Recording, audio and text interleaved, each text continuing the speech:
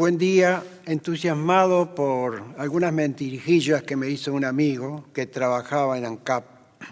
Me entusiasmó y de un día para el otro me fui a Montevideo. No conocía Montevideo por cierto, pero para mí era una cuestión mítica, una cosa inmensa. Llegamos casi a mediodía y entonces me dijo, tenemos que almorzar. Y justamente había un comedor municipal en la calle Cerro Largo, entre Agraciada y Paraguay, y ahí nos dirigimos. Pero justamente fui a recoger en una bandeja el almuerzo y en el momento que venía con el almuerzo a dirigirme a un pedacito de mesa disponible, se me acerca una persona y me abraza con todas las fuerzas. La bandeja se me cayó sobre uno de los obreros. Era mi querido amigo y compañero de infancia, Alberto Carmona. En la conversación me dijo, ¿sabes una cosa? Que esta noche hay una función de teatro en el cine Mitre, que en aquel entonces Mitre, estará todavía, no sé, quedaba al costado del Solís, en la calle Bartolomé Mitre. Y fuimos, y un conjunto teatral que hacía su debut, que me enteré después que se llamaba Teatro del Pueblo, puso en escena la obra La Sirena Varada de Alejandro Casona.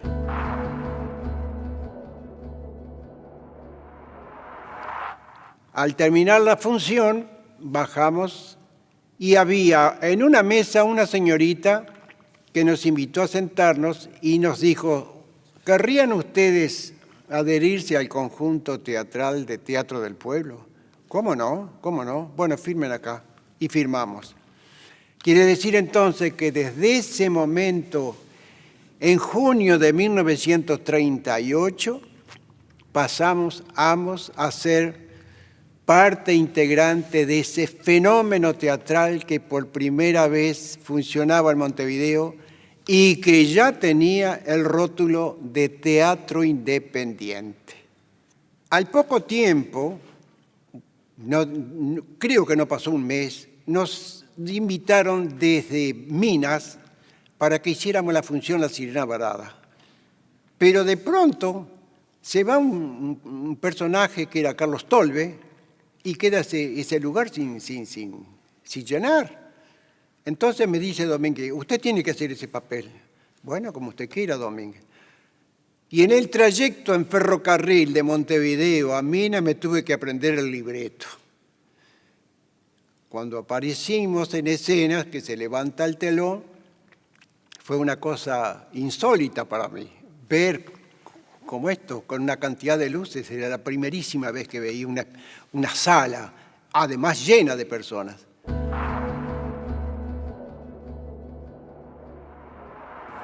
Naturalmente yo fui a Montevideo sin conocer absolutamente nada, pero yo tenía un tío allá que estaba estudiando medicina y vivía en ese momento en la Escuela de los Salesianos en la calle Porongo y Arenal, y Concepción Arenal. Él daba clases y vivía ahí. Y entonces me dice, ¿qué vas a hacer? Bueno, conseguime algo, Alberto. Y me consiguió en primer término una herrería. Bueno, los martillazos que me pegué en los dedos son increíbles. Al poco tiempo me echaron de ahí y me fui a una carpintería. Pero ¿qué pasaba? Yo iba a ensayar de noche e iba muerto de sueño. Y un día el dueño de la carpintería, que se llamaba Rafael Insaurralde, vio que yo me estaba cayendo de sueño frente al ladito de una sierra eléctrica que en cualquier momento me podía cortar un brazo. Vino detrás de mí, me agarró del brazo, me zamarrió, me dice, pero no se da cuenta, inconsciente, que esta sierra le va a llevar un brazo. Mándese mudar de acá. Bueno, me fui. Llegué de noche al teatro, que justamente el Teatro del Pueblo en ese momento estaba dando en una estación de radio CX44 que estaba en Cuarein, casi 18, entre Cuarein, entre 18 y San José, y estaba dando en familia, creo. Al terminar, le digo al director, que era Manuel Domínguez Santamaría, mire, Domínguez, lamento mucho, tengo que dejarlos y volver a mi pueblo porque quedé sin trabajo. ¿Pero cómo? Me dice. Sí, sí. Déjeme su dirección, yo le voy a escribir, porque yo trabajo en una empresa que es factible de conseguir alguna changa. Mire, no habían pasado un mes cuando recibí una tarjeta que la recuerdo, pero patentemente, y me decía, amigo Wilson, conseguí una changa para usted. Si le interesa, llámame al número tal y tal. Jornal, 2 pesos. Pues me tiré de cabeza. De Mercedes me fui rápidamente y que era la compañía del gas. Estuve 10 años y 7 meses de empleado en la compañía del gas. Y tuve la suerte de que el jefe de almacenes de la compañía del gas era el señor Domínguez Santa María.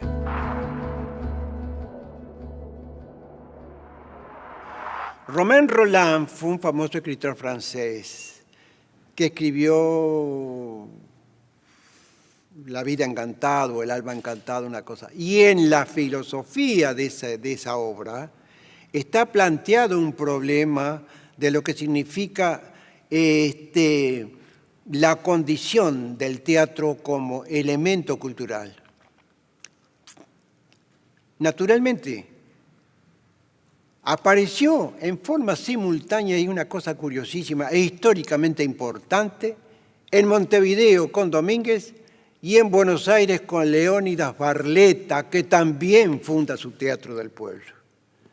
Se llamaban Teatros del Pueblo, posiblemente inspirado y propugnado por Romain Rolland, que fue ese gran escritor.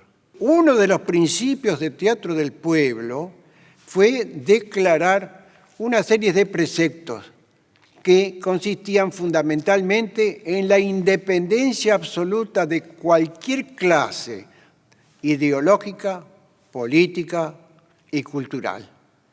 Y entonces Teatro del Pueblo empezó a dar los elementos para toda la cantidad, que éramos más o menos entre 18, 20, 22 personas, jóvenes casi todos, que no tenían la menor experiencia, ni siquiera sabían lo que era teatro. Y ahí empezamos a estudiar la historia del teatro, historia de la literatura, estética, impostación. Y anduvimos, desgraciadamente, penando de lugar en lugar.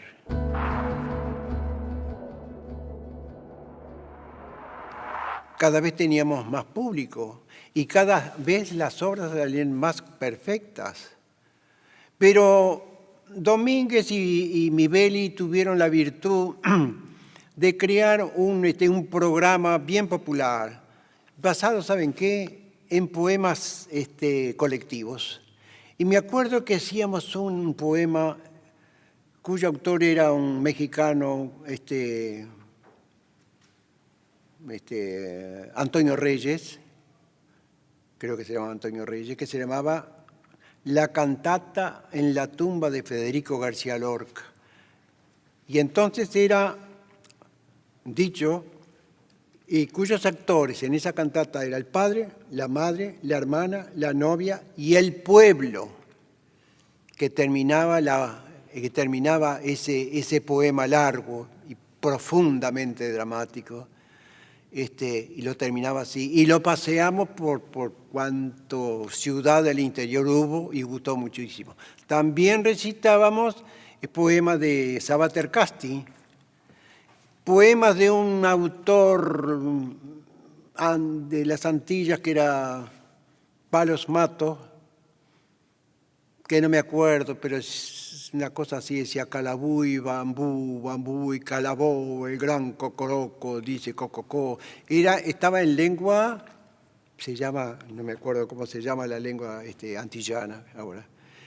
Muy, muy lindo. Bueno, y dábamos, generalmente cuando íbamos al interior, en los pueblos ahí, pequeños pueblos, dábamos un programa de esta naturaleza, medio poético y alguna obrita de Sánchez, cortita o alguna cosa así.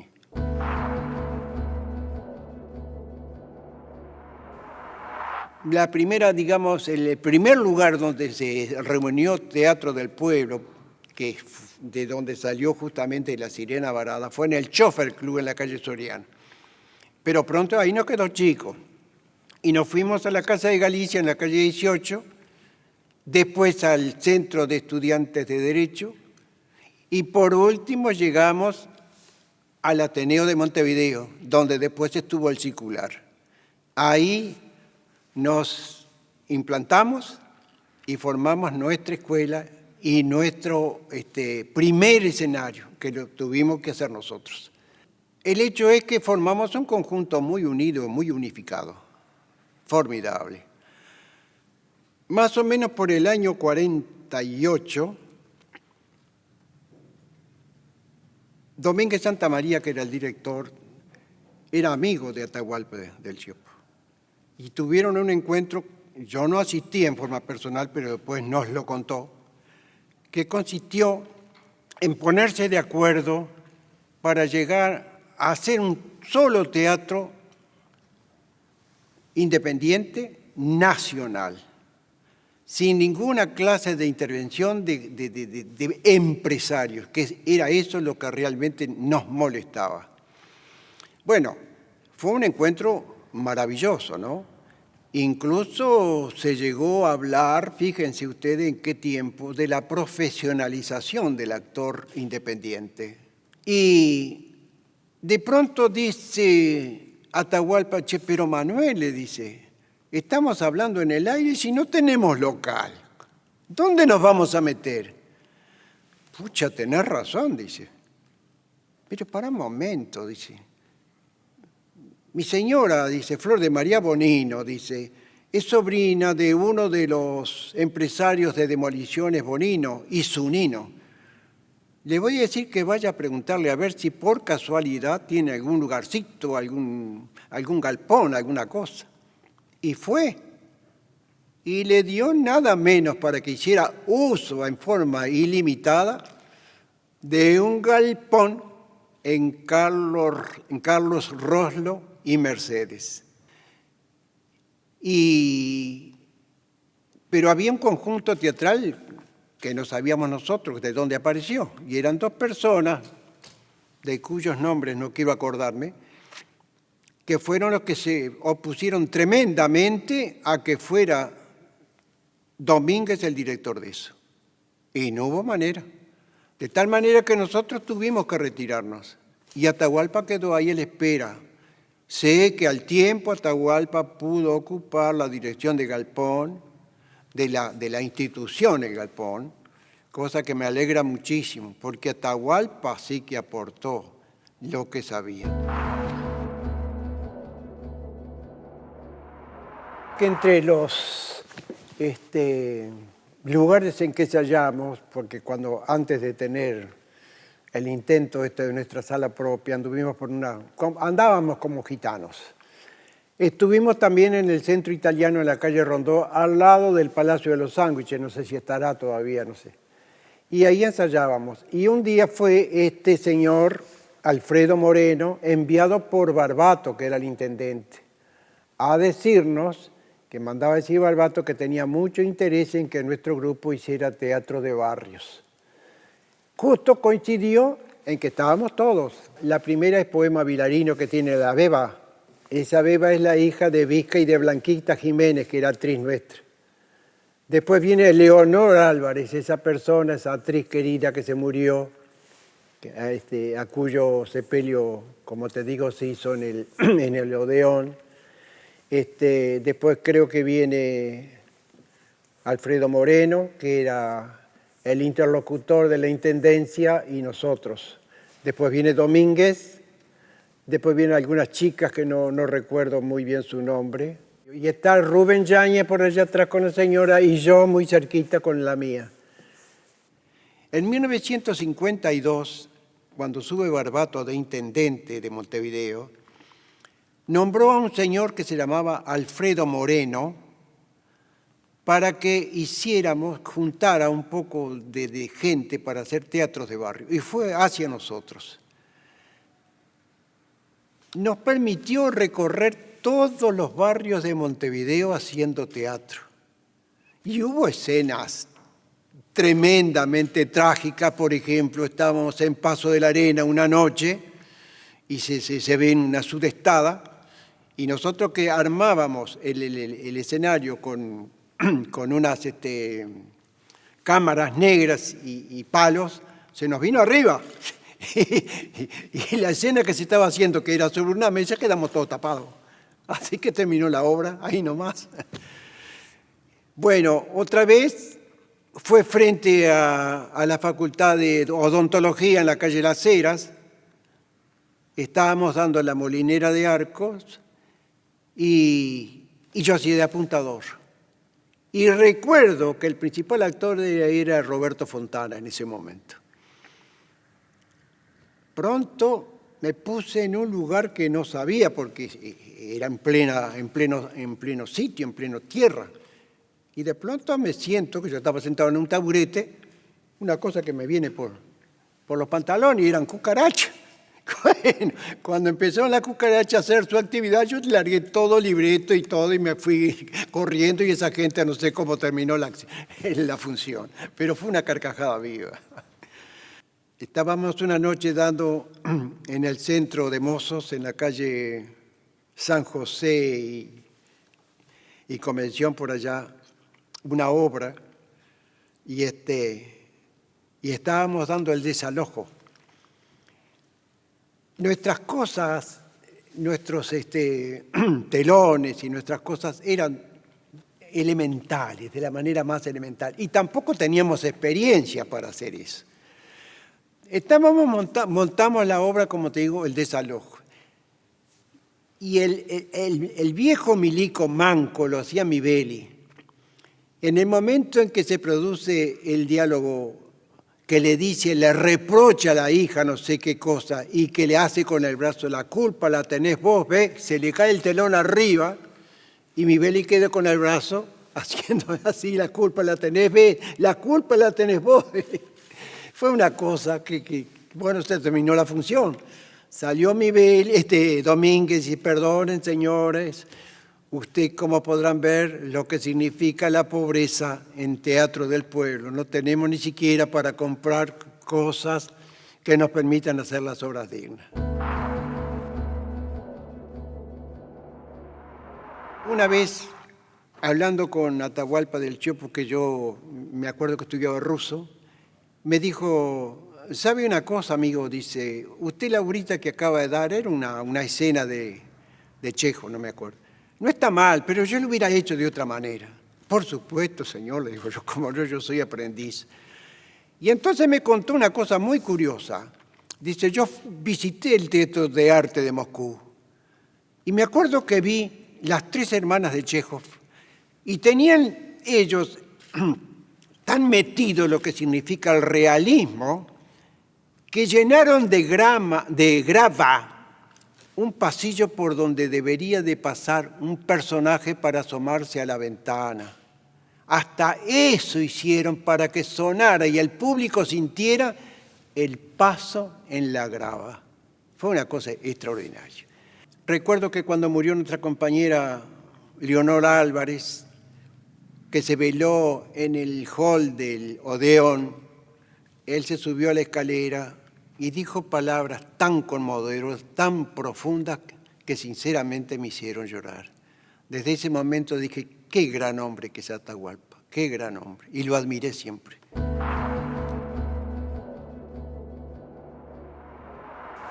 Esa fue una experiencia maravillosa y riquísima. Yo trabajaba en la compañía del gas, por supuesto, y un buen día uno de los mayordomos que había, que se llamaba Don López, me dice, oye tú, a ti que te gusta el teatro, ¿te gustaría venir conmigo de claque al Solís? Pero don Francisco, ¿cómo no? ¿Y de qué se trata? Venir a aplaudir cuando yo aplaude y dé la orden. Ah, caramba, digo, bueno, con mucho gusto. Entonces me fui y ellos abrían la puerta por la calle Bartolomé Mitre, enfrente al teatro, ¿no? Al Teatro Mitre, había una puertita y se ganaba directamente hacia nos íbamos bien allá arriba, en el último piso, y de allá arriba el viejo se ponía en una punta y daba la orden cuando aplaudir. Bueno, aplaudíamos de una manera estudiada, por supuesto, porque el viejo daba también la orden de parar. Bueno, es así que yo pude verme, en 2 años creo que duró ese trabajo gratuito, a Barrault, a Jouvet, a Marcel Marceau, el famoso mimo, a Benami y muchas compañías españolas de zarzuela y de ópera. Y así fue que yo enriquecí mi conocimiento, ¿no? Porque no solamente veía actuar. Por ejemplo, Benami fue un actor fantástico judío. Y me acuerdo que dio Los espectros de Ibsen, y en el momento que él nombra Los espectros de Ibsen, que lo dice en yiddish, porque lo dio en yiddish, yo me sobresalté, no sé por qué, porque yo no conocía el idioma, pues hombre, no sé si fueron sus gestos, su intención, su flexión de la voz o algo, que me hizo pegar un salto en Los espectros. Teatro del Pueblo en ese momento quedó sin sala, pero en el año 50 y algo, 53, 54, puso en escena Sancho Panza en la ínsula Barataria. Y al Sancho Panza lo hacía Carmona. Y el Quijote lo hacía Rubén Yáñez. Aquello fue exquisito, maravilloso. Todo el mundo se reía y gozaba. A partir de esa obra, nos quedamos nosotros sin sala y empezamos a pensar dónde ubicarnos, porque estábamos sin sala. Y a alguien se le ocurrió pensar, ¿y si compramos una sala? Y efectivamente, con el esfuerzo de todo, porque me acuerdo que vendíamos rifa en la calle 18 de Julio, y compramos una sala en la calle Yaguarón, entre Soriano y Canelones. Un galpón inmenso que había habido una fundición. Y ahí nos instalamos. Hicimos muchas obras, pero voy a una fundamental. Se puso el avaro en escena. Qué obrita, Molière, el avaro. La hicimos aparentemente muy bien. Al terminar, nos aplaudió la gente. Al bajar del escenario vimos un grupo de 3 o 4 personas y uno de ellos nos hablaba en francés. Oh, ¿sabes quiénes eran? La Comédie Française estaba en este momento en el Solís dando obra y fue a vernos.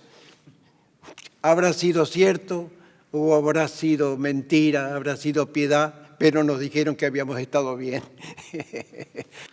Ay, la barba de Molière. Gustavo Castro, otro compañero que hicimos. Bueno, como te dije, el avaro de Molière lo hicimos muy bien. Y el actor principal era Juan Carlos Carrasco. Numen Vilarino hacía un ballet, yo hacía con Gustavo Castro hacía uno de esos mandaderos que tenía el avaro, ¿no? ¿Cómo se llamaba el avaro? Se llamaba Monsieur... no me acuerdo. Ustedes saben que las funciones, aunque sea la misma obra que se repita 10 veces, no todas salen iguales. Hay una cantidad de causas de carácter emocional, de carácter personal, del director. Bueno, esa noche que nosotros la hicimos salió preciosa, ajustada, hecho un chiche.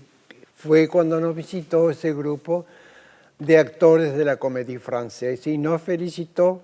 Porque dimos, por ejemplo, El alcalde de Zalamea y dimos Crimen en la catedral de Eliot, que eso fue monumental. Fueron obras realmente bien montadas, ya con la gente con experiencia. Crimen en la catedral de Elio, que se dio en el Solís, me acuerdo, es una señora obra de Elio que incluso Domínguez tuvo la virtud de incluir un coro al estilo griego, con los coreutas y todos que hacían sus pasos y adelantos, estilo griego. Fue maravilloso. Dimos unas cuantas obras, creo que un año más, pero una noche desgraciada, dormía ahí Manolo Limas, un pintor muy bohemio, que dormía ahí debajo del escenario. Y Rubén Yáñez había puesto unas 2 o 3 lámparas de 1000 watts para cargar unas baterías. Y yo no sé cómo fue el asunto que la cuestión que se aproximó, unos papeles de celofán que había de colores para iluminar, y se incendió. En un abrir y cerrar de ojo, la sala se incendió y quedamos en cero. Fue trágico. Y Teatro del Pueblo en ese momento feneció, porque no había otra manera de salir.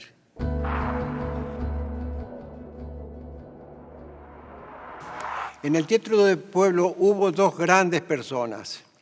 Domínguez Santamaría, que además de ser mi jefe de almacenes en la Compañía del Gas, fue mi director.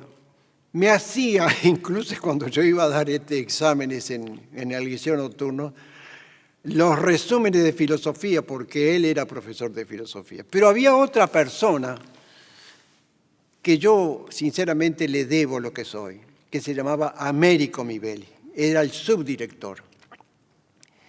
Américo Mivelli en ese momento era profesor de idioma español de los liceos de secundaria, pero me enseñó lo que ustedes no se imaginan. Era una enciclopedia ese hombre.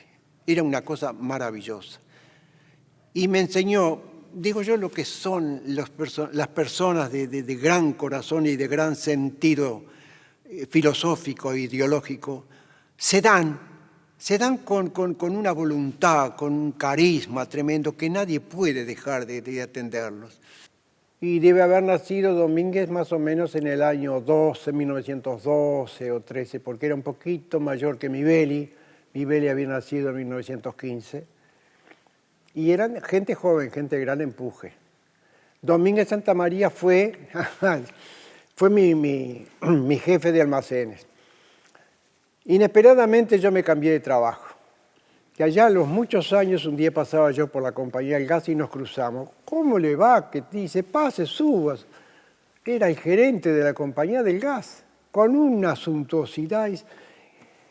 Y le digo, ¿sabe una cosa, Domínguez? Que editamos con Mivelli el librito Las dependencias del Teatro Independiente. Sí, ya lo sé, dice, ya lo sé, sí, ya lo sé. ¿Y qué dice el loco ese? Porque hubo una enemistad profunda causada por un problema de pollera. Bueno, el hecho es que se separaron, lamentablemente, nunca más se juntaron, porque ellos dos hubieran podido hacer muchísimas cosas en el teatro, porque cualquiera de las dos personas era gente importantísima. Este es un libro que nos llevó mucho tiempo en meditarlo, en hacerlo, y lo hicimos a media con Américo Mivelli. Por supuesto, el temario es amplio.